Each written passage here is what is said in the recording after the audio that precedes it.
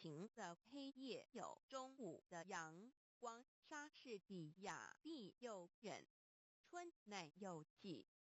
有容则乃大。莎士比亚一个人无论有着什么奇才异能，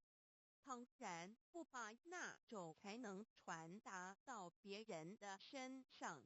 他就等于一无所有。莎士比亚皇上就跟我一样，也是一个人罢了。一朵紫罗兰花，而他闻起来跟我闻起来还不是一样。他头上和我头上和顶着一方天，他也不过用眼睛来看，耳朵来听啊。把一切容钱丢开，还他一个赤裸裸的本乡，那么他只是一个人罢了。虽说他的心思寄托在比我们高出一层的事物上，可是好比一只在云霄里飞翔的老鹰，他有时也不免降落下来，栖息在枝头或地面上。莎士比亚，如果我们生命的天平上，一边没有理智的平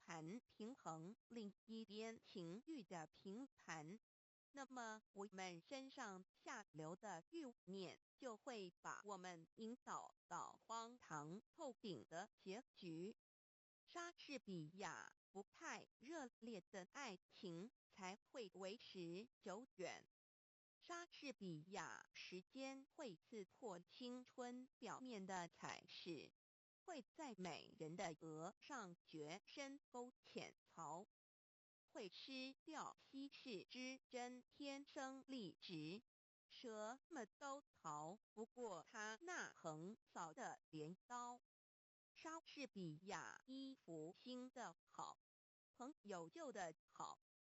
莎士比亚一个人思虑太多，就会失去做人的乐趣。莎士比亚人们在被命运眷宠的时候，勇倔强弱至于贤不孝，都看不出什么分别来。可是一旦为幸运所抛弃，开始设立惊涛骇浪的时候，就好像有一把有力的大扇子，把它们扇开了，柔弱无用的都被扇去，有毅力有操守的却会着力不动。莎士比亚点燃了的火炬不是为了火炬本身，就像我们的美德应该超过自己照亮别人。莎士比亚良心这玩意儿使人变胆怯，想做小偷，害怕谴责；想谩骂重伤，又怕斥责。良心是在人内心造反的最怕寂寞的家伙。莎士比亚恋爱是盲目的，恋人们瞧不见他们自己所干的傻事。莎士比亚正直的人必须和正直的人为伍，因为谁是那样刚强，能够不受诱惑呢？莎士比亚先言蹉跎，来日无多，20隶书，醒来问我，衰草枯杨，青春易过。